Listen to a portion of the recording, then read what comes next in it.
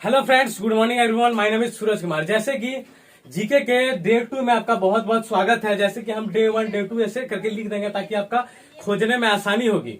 तो चलता है किसी दिन ज्यादा पॉइंट और किसी दिन कम पॉइंट हो सकता है। तो पिछले क्लास में आके 22 पॉइंट था, तो आज ही देखते हैं कि 13 पॉइंट अट सका है। यानी कि 13 पॉइंट अटने का मतलब क्या हो कि इसमें पॉइंट कम है लेकिन क्वेश्चन आपका ज्यादातर है। तो हो सकता है कम बेसी, किसी दिन कम पॉइंट किसी दिन ज्यादा पॉइंट्स।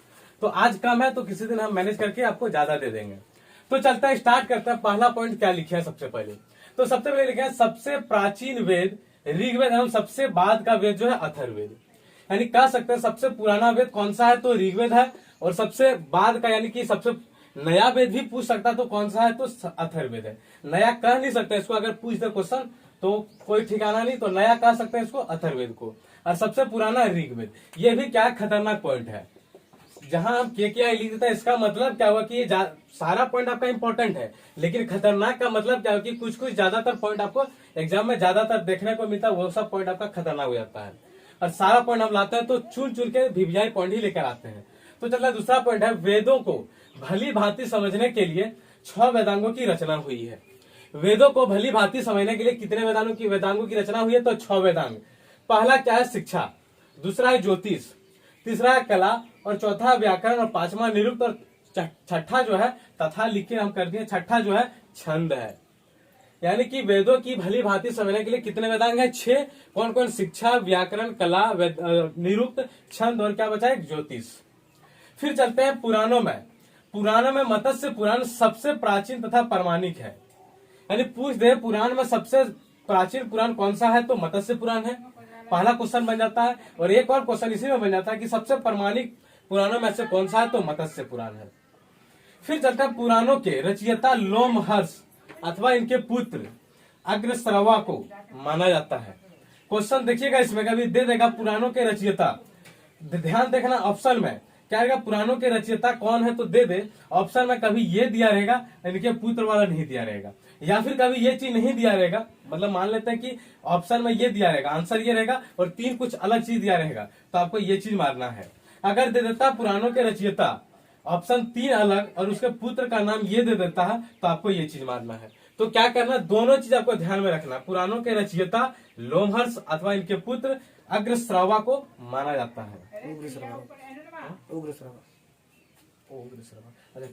पुराणों की संख्या कितना है तो 18 है। पुराणों की संख्या कितनी है तो 18 है, जिसमें केवल इसमें केवल 5 क्या है तो मत्स्य, वायु, विष्णु, ब्राह्मण एवं भागवत में ही राजाओं की वंशावली पाई जाती है। पुराणों की संख्या 18 है, जिसमें केवल 5 में ही राजाओं की वंशावली पाई जाती है। जो कौन सा है तो मत्स्य, वायु, विष्णु, ब्राह्मण एवं भागवत। 5 चीज ध्यान में रखना। पुराणों की संख्या 18 और राजाओं की वंशावली जो पाई जाती है सिर्फ 5 में ही पाई जाती है। फिर चलता है पुराणों में मत्स्य पुराण सबसे प्राचीन एवं प्रमाणिक है। जैसे वेद में जो चला सबसे प्राचीन वेद ऋग्वेद था, और सबसे बाद का जो था अथर्ववेद था। उसी तरह से पुराणों में मत्स्य पुराण सबसे प्राचीन एवं प्रमाणिक है। फिर चलता है जैन धर्म का प्रारंभिक इतिहास जो है कहां से लिया गया तो कल्पसूत्र से ज्ञात होता है। यानी कि जैन धर्म का जो प्रारंभिक इतिहास है कहां से होता है तो कल्पसूत्र से ज्ञात होता है। फिर चलता है अर्थशास्त्र के लेखक चाणक्य, ब्रैकेट में दे दिया कौटिल्य या विष्णुगुप्त है। फिर कलहन द्वारा रचित पुस्तक राजत रंगिनी 8 तरंग है, जिसमें ब्रैकेट में दे दिया 8 तरंग है, जिसका संबंध कश्मीर के इतिहास से है। क्या? कलहन द्वारा रचित पुस्तक राजत रंगिनी 8 तरंग है, जिसमें ब्रैकेट में हम दे देते हैं जितना जो भी रहता ब्रैकेट में दिया रहता है। 8 तरंग है, जिसका संबंध कश्मीर के इतिहास से है। फिर अष्टाध्यायी जो है संस्कृत भाषा व्याकरण की प्रथम पुस्तक जो है के लेखक कौन है तो पाणिनि। अष्टाध्यायी संस्कृत भाषा व्याकरण की जो प्रथम पुस्तक के लेखक जो है पाणिनि है। फिर पतंजलि पुष्यमित्र शुंग के पुरोहित थे। पतंजलि कौन थे तो पुष्यमित्र शुंग के पुरोहित थे। फिर भारतीय पुरातत्व शास्त्र का पितामह, यानी कि इंग्लिश में भी लिखते हैं फादर ऑफ आर्कियोलॉजी, यानी कि सर अलेक्जेंडर कनिंघम को कहते हैं। यानी कि ये भी खतरनाक पॉइंट है। कैसे इंग्लिश में? इसलिए कहीं कहीं आपका मतलब हो सकता है कि इंग्लिश में भी डाल देगा। लिखा रहेगा हिंदी में, लेकिन वही रहेगा फादर ऑफ आर्कियोलॉजी लिखा रहेगा हिंदी में, लेकिन डायरेक्ट लिखा रहेगा फादर ऑफ आर्कियोलॉजी किसको कहते हैं, तो सर अलेक्जेंडर कनिंघम को कहते हैं।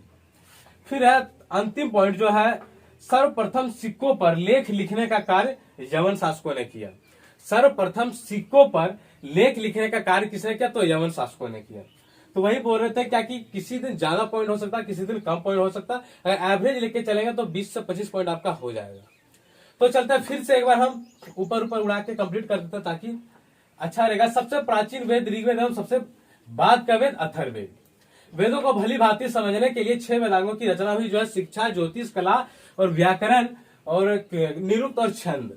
पुराणों में मत्स्य पुराण सबसे प्राचीन तथा प्रमाणिक है। पुराणों के रचयिता लोमहर्ष अथवा इनके पुत्र उग्रश्रवा को माना जाता है। फिर अब पुराणों की संख्या 18 है, जिसमें केवल 5 में ही राजाओं की वंशावली पाई जाती है। तो कौन कौन सा 5? मत्स्य, वायु, विष्णु, ब्राह्मण एवं भागवत में ही राजाओं की क्या पाई जाती है, वंशावली पाई जाती है। फिर अब पुराणों में मत्स्य पुराण सबसे प्राचीन एवं प्रमाणिक है। फिर जैन धर्म का प्रारंभिक इतिहास जो है कल्पसूत्र से ज्ञात होता है। अर्थशास्त्र के लेखक चाणक्य, कौटिल्य या विष्णुगुप्त को माना जाता है।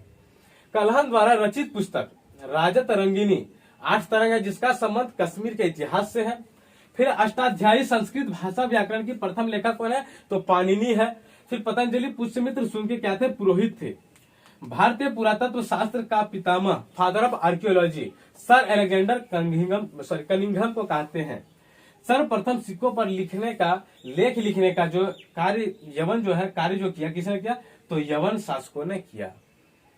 तो अच्छा लगे तो कमेंट करना, नहीं लगे तो थोड़ा सा प्रॉपर ढंग से कैसे क्या करना है तो आप कमेंट बॉक्स में कमेंट करके बताना हमको कि मतलब और कितना अच्छी ढंग से हमको तैयार करके आपके लिए वीडियो लाना है। तो फिर कल मिलेंगे, तब तक के लिए थैंक यू।